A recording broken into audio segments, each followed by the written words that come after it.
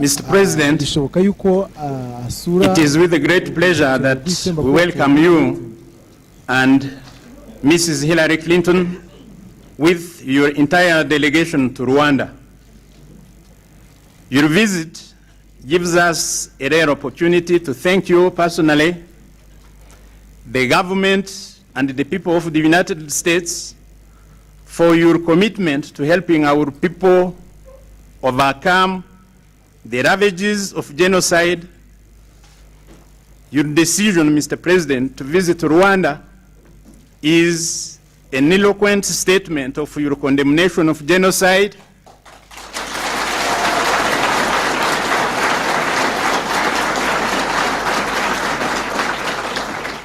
a show of solidarity with the victims, and a challenge to the international community to work together to stem the recurrence of genocide.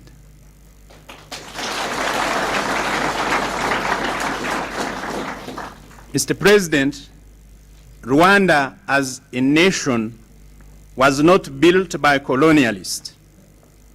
They found it wide, stable, prosperous, and homogeneous. Pre-colonial groups that exist in this country had no geographical separation. They neither had racial nor class connotations.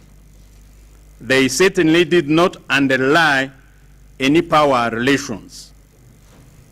Genocide, therefore, was not a product of centuries-old ethnic hatred as it is often assumed. The ideology that led to genocide was planted in our society in the early part of the 20th century when the 7th-century-old Rwanda was conquered by the Europeans. It was based on contemporary European racist theories. Discriminatory policies were applied to all walks of life. The divided nation could not put up any form of resistance, and the Rwandan people became subservient. In 1962, Rwanda gained independence under the shadow of the 1959 genocide orchestrated by the colonial authorities. The ideology was handed down to the post-colonial regimes which persistently carried out mass killings, exclusion, and discrimination against the Tutsi.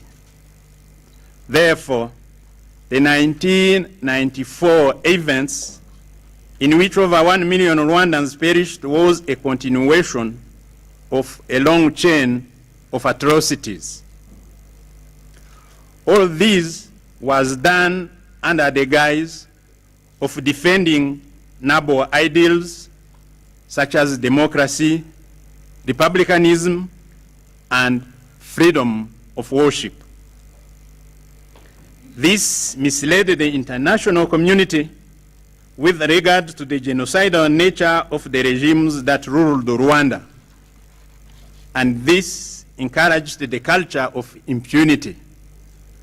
It became so deeply entrenched that the authorities were not shy to perpetrate genocide in broad daylight, over radio waves, and in front of international television cameras. The Rwandese Patriotic Front put an end to the genocide. Subsequently, an all-inclusive government of national unity and transitional assembly were set up to address issues of national reconstruction and reconciliation. The government of national unity has concentrated on rebuilding the nation by correcting the distortions created in the past and mobilizing the Rwandan people for unity. The government has embarked on an active program to reintegrate new and old returnees, as well as the survivors of the 1994 genocide. All these are deliberate measures meant to gradually stabilize our society. Unfortunately, genocidal killings continue in eastern part of Rwanda and in the region. The genocide ideology is being disseminated by those who committed atrocities against the Rwandan people. Its ideologues are ensconced in foreign capitals. They are using modern communication facilities to spread their venomous ideology. This is why it is imperative for all of us to work together to promote an international strategy to combat genocide. Mr. President, the act of reversing the tragic history was basically a defense of fundamental rights. It is a way of laying a firm foundation for democracy and good governance. In this, we believe we share common values. In dealing with the difficult problems resulting from genocide, the people of Rwanda have demonstrated their ability to transcend the negative tendencies, to work for national unity, and they have been our primary resource. We shall continue to mobilize the population at all levels of society, particularly at the grassroots.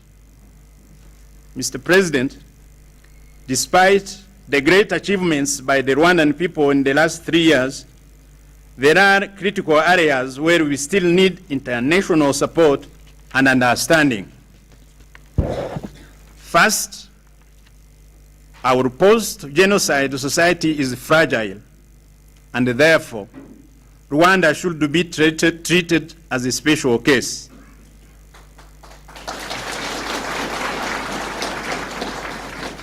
The international community should take cognizance of this fact when assisting us or judging our achievements. Second, we believe justice is the basis for imparting and defending our shared values. We believe justice is a basis for eradicating impunity. We believe justice is imperative for the stability of our society. Yet, the ringleaders who masterminded the 1994 genocide and who are the principal culprits are out of reach of our courts, and indeed those of the International Criminal Tribunal for Rwanda. Third, we need to develop our human resources. Through education, the society will change its values. It will shed the negative tendencies that led to genocide and adopt positive ways of resolving national problems. In acquiring knowledge through education and skills, we shall be better equipped to get out of the underdevelopment and thus alleviate poverty. Mr. President, exactly 50 years ago, the United States of America helped the world get over the aftermath of genocide and war. At the same time, the world dedicated itself to upholding fundamental rights and to avoid falling prey to similar atrocities. This message was ignored by those who were in charge of Africa at that time. That's why apartheid flourished in South Africa and genocide thrived in Rwanda. Today, Africa is awakening, and the African people are demanding the upholding of fundamental rights. At the same time, the United States is proposing a new partnership with Africa. The confluence of these two currents augur well for the continent, and we believe will create new perspective and a new beginning for Africa.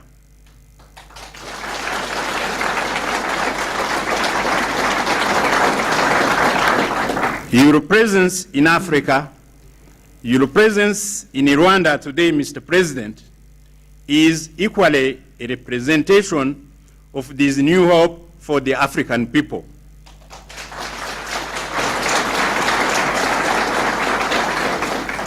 Now, ladies and gentlemen, I'm happy to present to you President Clinton, and now, Mr. President, I invite you to address the Rwandan people.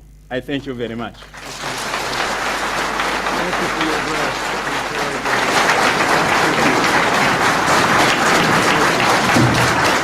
Thank you very much.